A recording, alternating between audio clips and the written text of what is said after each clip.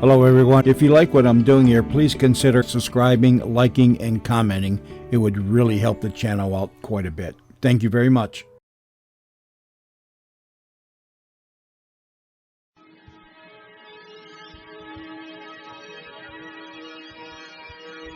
M&J presents the M&J Variety Show.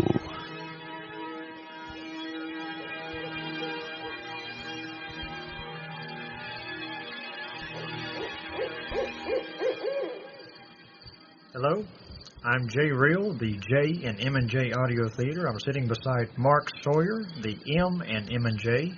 And what you're about to hear is something that we did a long time ago with the intention of putting on radio, but never really followed through with. Well, what year did we do this? 1987. We did this in 1987.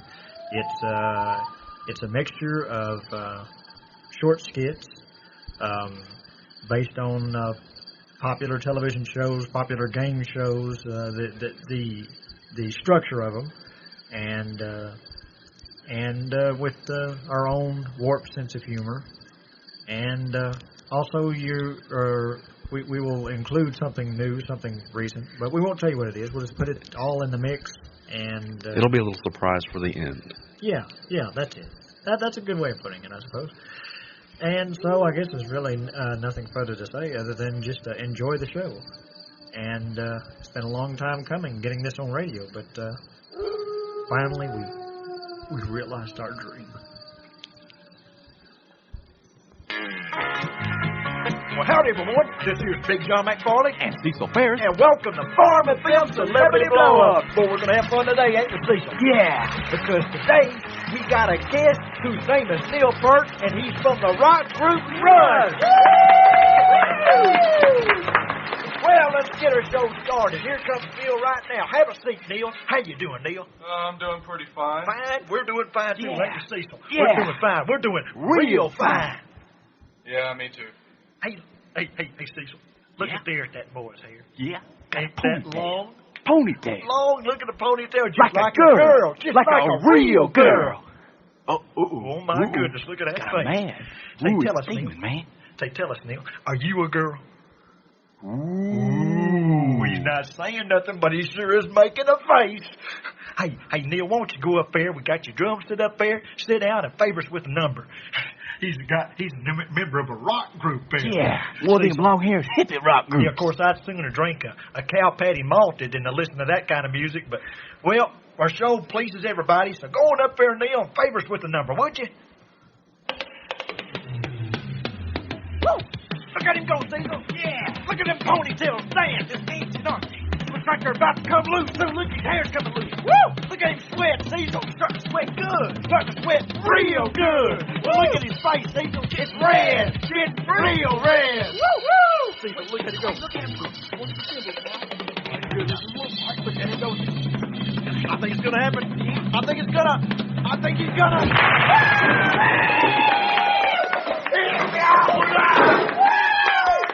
Good. He blows up real good.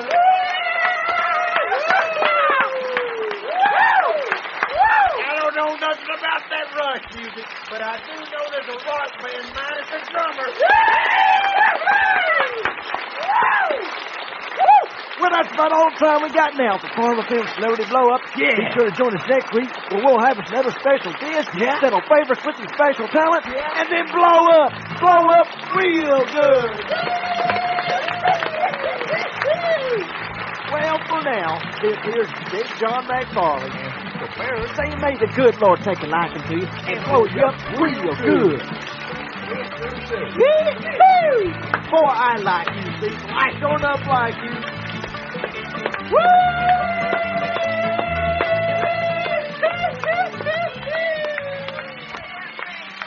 He sure can. I like those things.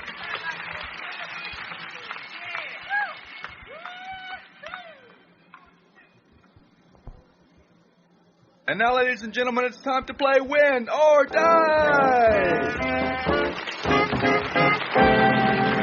Thank you very much, ladies and gentlemen, and welcome to our show. On today's show, we have one very lively guest. But before we get to the guest, we'd like to explain the rules to you here at Win or Die, which are very simple. You either win or die. Let's meet our first contestant, Mr. Barnold Watts. Come on out here, Barnold. Thank you. It's real nice to be out here. Say, Barnold, could you tell us a little bit about yourself? I'm a little nervous. Yeah, my name is Barnold Watts. I'm from Mahia, Texas, and I own me a ranch just out there near Point Enterprise, which is near Mahia. And we've had some financial difficulties just lately. If I don't come up with $5,000 by tomorrow, we're going to have to go on welfare. Well, you're in luck today, Barnold, because today you're playing for $5,000. Well, that's convenient then, right? Tell me, have you seen our show before? I sure have. As a matter of fact, I was just going to mention that. We got us a White's Auto Store downtown, about 5 or 6 blocks from where I live. And every now and then we go up there and watch the television, and they have it on Channel 6. It's just outside of Tulsa, And they only keep it on that channel. And your show is on there, and we watch your show. Well, that's very flattering. We don't like it, but we watch it. They don't let us turn the TV. Okay. Well, but one more question I wanted to ask you before you begin your show. You said something earlier about dying. Could you explain that to me? Well, let me tell you how the next game is going to be played. Okay. Today's game is going to be called the Game of Glass. Oh, Game of Glass. Well, listen to that music. What's all that creepy music mean? Okay, well, Mr. Barnold. There's a pretty girl opening up the curtain. Right behind that curtain. If you look on the floor, you will see a stretch of broken glass running about 10 feet in length. Yeah, do you see that? Okay. I sure see it, yeah. Now, what you're to do is to walk from one end to the other to the pretty girl and without screaming. So barefoot. What you're saying is I got to take off my shoes and socks. Yeah. Walk from this end of the glass to the pretty girl and not scream. Right. Well, shoot. I can do that closing my eyes, with one hand tied behind my back. Shoot, and I'd follow that girl into the gates of hell. Let's get this game started. This is going to be simple. Right. Easiest 5,000 I ever made. Okay, here I go. Yeah, this ain't nothing at all. Walking. Wait a minute. Hold it. Hey, wait a minute. Hey, this here's real glass. This here's real glass. You didn't tell me it was real glass. I thought it was fake. Hey, the game show, you damn fool. My feet. My feet are cut. I bleed. This is a game show. I didn't know. You ain't supposed to hurt people. I'm going to fall in the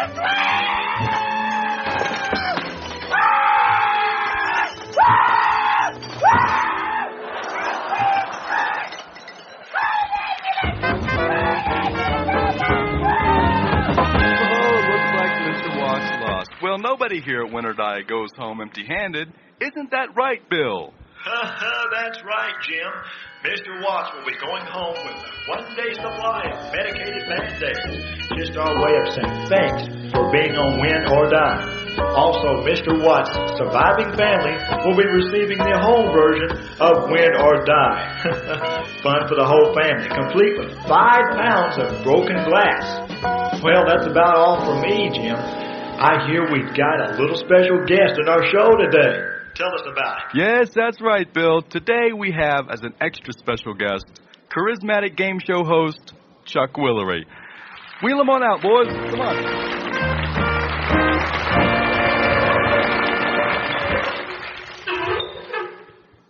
Well, how's it going, Chuck?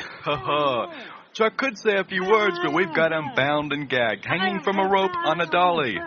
You see, good old Chucky boy here has agreed to play a game here at Win or Die, but unfortunately, due to our shortage of time, we're going to shorten the game up a bit. As a matter of fact, we're going to skip the game and go right to the payoff.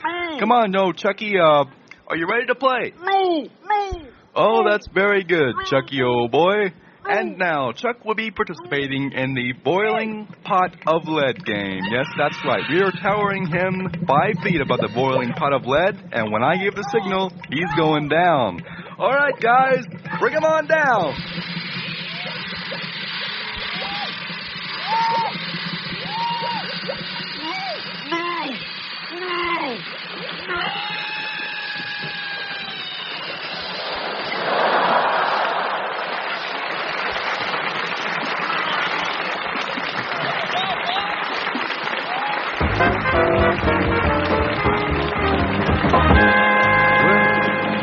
ladies and gentlemen, I've just gotten news that the game show Scrabble and Love Connection have been canceled. Well, that just about does it here for Win or Die. Join us next week for another thrilling, lively edition of Win or Die! Jim, you old joker, you. Well, that gets rid of some of our competition, doesn't it, Jim? That old Hollywood squares. We don't have to worry about those wimps. Well, this is Bill Motham saying that Win or Die has been brought to you by Chetters Productions in association with Thompson Explosives. If you want something blown up and blown up real good, call Thompson Explosives. This is Bill Motham saying for Win or Die, so long, folks.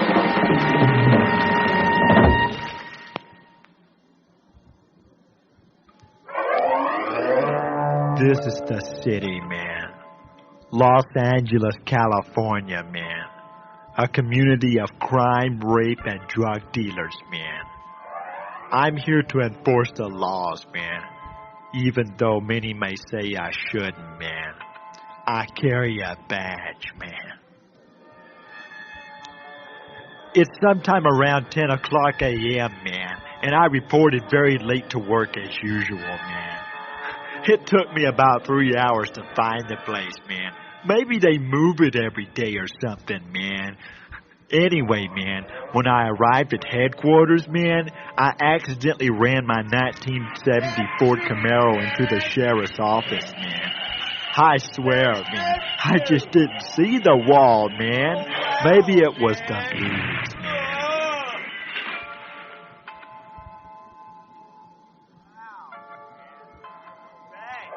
After an hour of intense verbal abuse from my superior officer, man, I dropped some more lewds in my coffee and went over a list of potential stakeouts for the day.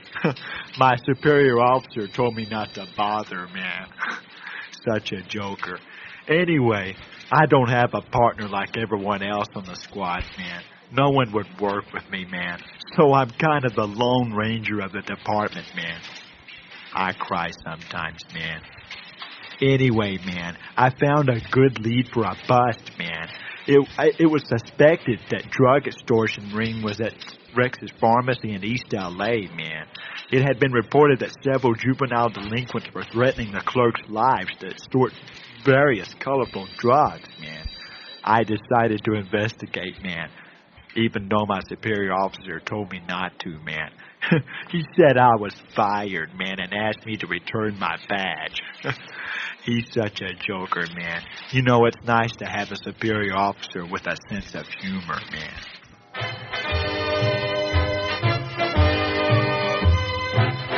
3 hours later at 2 p.m., I had located Rex's Pharmacy, man. I waited outside, jamming to Zeppelin in my unmarked, severely damaged Ford Camaro for suspicious characters to make his move, man. Then I remembered, man, I've got to talk to the clerk to get a description of these hoodlums, man. And as I was walking in the door, a seedy youth walked in at my side, man. When I approached the clerk, man, she pulled out a gun, man, and shot me, man, in the face, man.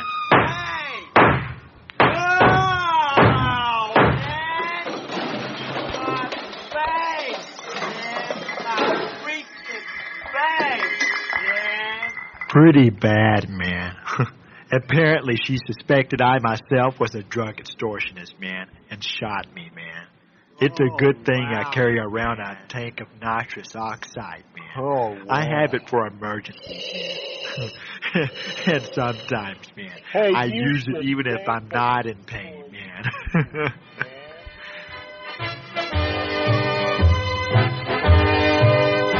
6 months later, man, I was out of the hospital and ready to find these demented youths who were a menace to our great city, man. My superior officer felt kind of sorry that I was in the hospital, man. So to cheer me up, he played a practical joke on me, man. When I got back to the office, man, my desk had been cleaned out, man, and my nameplate had been removed. It kind of cheered me up, man. It's nice to know your superior officer feels for you, man. Anyway, man, it was my conviction that justice be served, man. So after staking out for 10 days, man, I spotted and identified 2 youngsters extorting drugs from Rex's pharmacy, man. I followed them to a hotel room on the Sunset Strip. I had my gun in hand and was ready to make the bust, man. The only problem was, man, that they were ready too, man. As soon as I opened the door, man, and yelled, "Police, freeze," they opened fire before I could, man, and shot me in the face, man. Oh, man, my face, man, my friggin' face, man. Hey, where's Friggin' my hoodlums, man. Where's my go? Oh, I forgot my doctor's outside, too, man.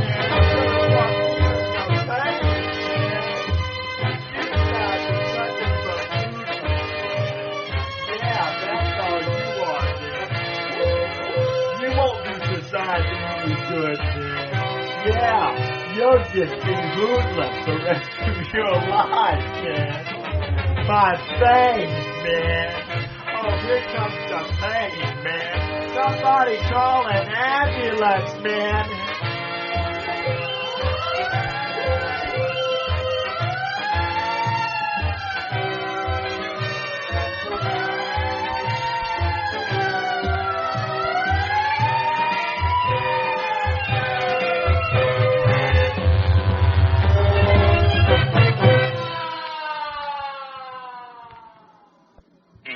I'm Big John McFarlane. And I'm Mr. Ferris. And are you ready for something What, fun? what, You want to have some fun? Okay. We got to It's a movie. a short commercial. Yeah. If you want to watch a movie, we got a movie for you. Don't we say so? Yeah. It's called The Farm and Field Celebrity Blow Up Movie. And boys, it's time. I'm telling you something. You see all the stars are in it. Yeah. We got Chuck Norris, We got the Buckets alone. John Rogers, All the board niggas. Burt Reynolds, John Connery, and Mr. T, and James Fonda. And just to show you how fun it is, watch this blow up. Boy, it's a lot of fun. So come see it next March to see our movie, The Farm and Field Celebrity Blow Up Movie. Till it's low.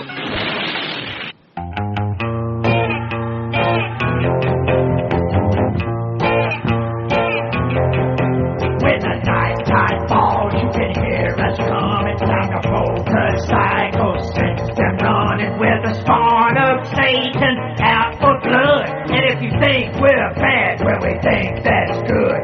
We're gonna wreck this town if we can stay away with a narcoleptic. Neo-Nazi! Got tattoos of Hitler on our chest. We're hyped up from no-dos and need the rest.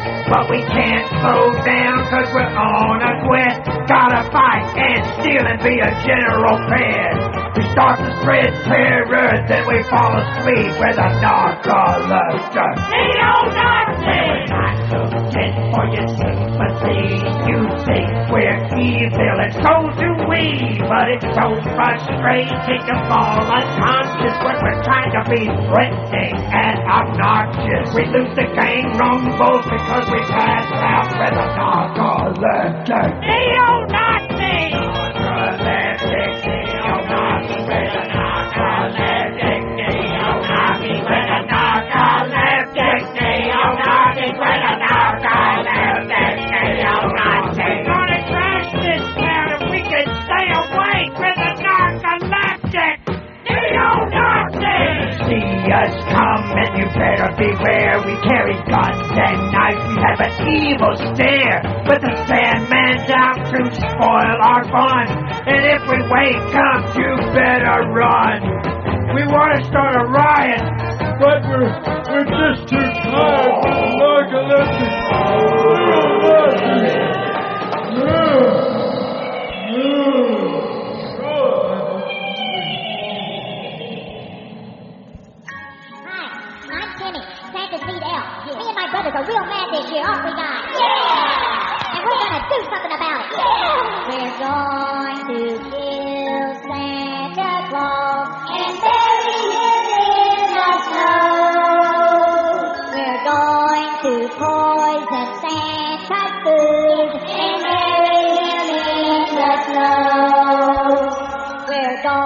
to take a gun and then shoot up through the snow. And we're going to kill Santa Claus and bury him in the snow. Yeah, we're gonna kill that guy because he bosses us around. Yeah! And we're going to kill Santa because he destroys our time. Yeah, we're going to kill that fat baboon man because he doesn't share any of his magic dots with us, man. Don't forget about the homosexual stares he gives us, guys. Hey, man, let's kill that fat idiot, man. He didn't get stoned on all his magic dots, man. Hey, wait a minute, man. I think I hear him waking up, man. Hey, Kenny, John. Yeah, you get the food, man. I'll get the arsenic, man. I'll get the magic dots. We're going to kill Santa Claus and bury him in the snow. We're going to poison Santa's food and bury him in the snow. We're going to take a gun and then shoot up through the snow. We're going to kill Santa Claus and bury him in the snow.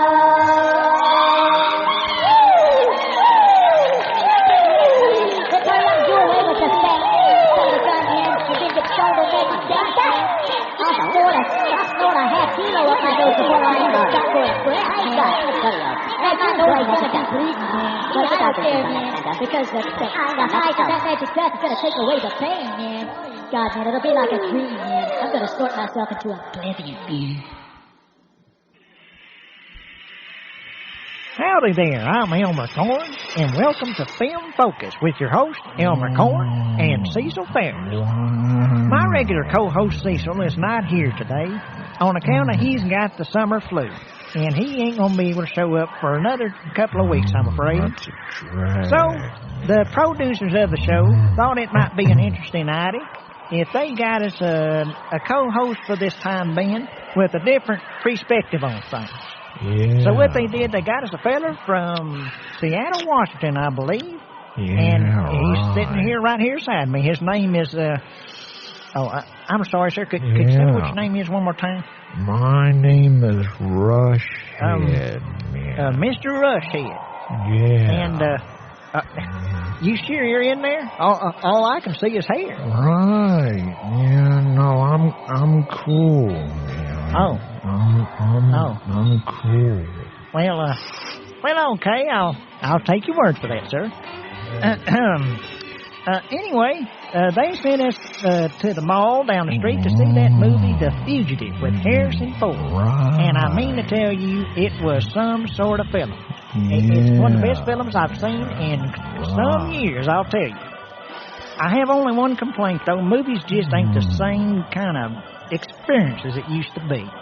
What with the prices of the popcorn and the small little screens and say movies, man. They're a mind trip, man. They're a whole capsulized world, man, in like 2 hours, man.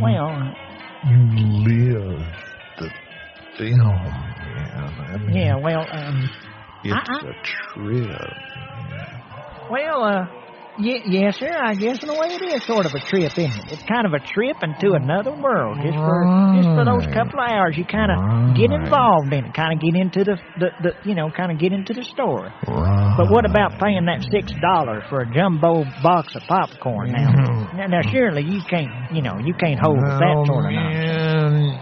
You don't eat that crap, man. Well, I like popcorn, man. Yeah, well, I mean, you gotta be careful what you put in your body, man.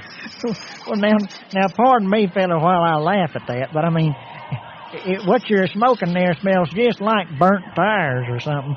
You don't seem to be too careful about what you're putting in your body. See, man, I don't smoke nothing that don't come from the earth. Well, all right, I'll give you that. This stuff is herbs, man. Herbs, it comes from Mother Nature. Okay, well, all right now, all right. Don't get upset. Now, that's all right. I'm sorry. I didn't mean to upset you. It appears we kind of veered off from the subject at hand anyway, which is the film. The Fugitive with Harrison Ford. Yeah. Now, the best part of this movie was this right there at the beginning. Harrison Ford is on his way to death row. So he's sentenced for a crime he did not commit. Right. Well, you know the story. Remember the TV show anyway. Yeah. So he's in a bus, and they're heading towards death row. Well, there's an accident, and the bus rolls onto a train track. Oh, trains, man. Now you got me started, man. I mean, trains are like steel serpents traveling along the Earth's capillaries, man, seeking knowledge, man. Well, it's interesting you should bring up serpents, because it reminds me of a snake, and a couple of weeks back, me and Cecil were out bass fishing, and we saw a 16-foot water moccasin. What? I swear to goodness, we could have walked on water getting back on land. That was a huge thing. Man, hey, dude, what are you grooving on, man? Well, I'm talking about this big old snake. Here I'm trying to share a piece of my soul, man. I mean, I'm giving you a piece of my flesh, man. I don't tell everybody about my innermost thoughts, man. Well, I'm just trying to... I tell you about serpents, man. A steel serpent seeking knowledge, man. Can't you see the symbolism, man? Well, it looks like all a you snake. come back with, man, is some crap about bass fishing, man. Yeah, well... I mean, go back to Camp Hick, man, and tip some cows or something, man. Oh, well, now, feller, I'm just about a mind to take offense at that. Listen here. Listen, George, why'd you get me this thing here? I mean, this is what comes out of Seattle, Washington. Them grunge people, you get a rush head is what you get. Something like this here. Dadgummit, I want to just quit. No. Say chill, dude. Say... My eyes are dilated, man. Well, why don't you finish my doobie for me, man? Well, yeah, I could use a cigarette right now. You got me all nervous. There you go, man. Dadgummit, I just... Wow. Oh, yeah. Can't see, man. These herbs you got rolled up here ain't no kind of tobacco I ever smoked. Yeah, man, it's not tobacco. Say. Yeah. Now I'm starting to see what you're talking about that steel serpent, that train. Right. Yeah. So, anyway, to conclude, The Fugitive is... Well, how can I describe it? It's a mind trip, man. Yeah. It's a mind. That's what it is. It's a mind trip. Right. So, anyway, for me and Mr. Rushhead here, goodbye and so long until our next installment of Film Focus. Peace, man. Dadgum, I want to go club hopping.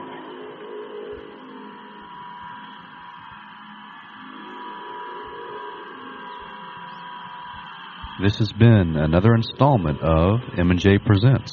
Kind of an offbeat installment, I might say. The names and characters portrayed in this production are fictitious. Any similarities with actual people, living or dead, is purely coincidental.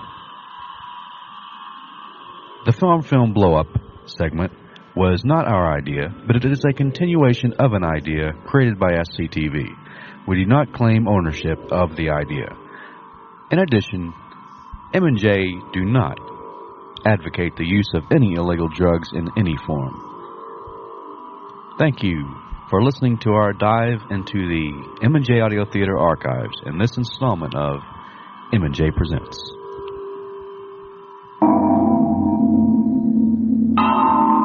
A production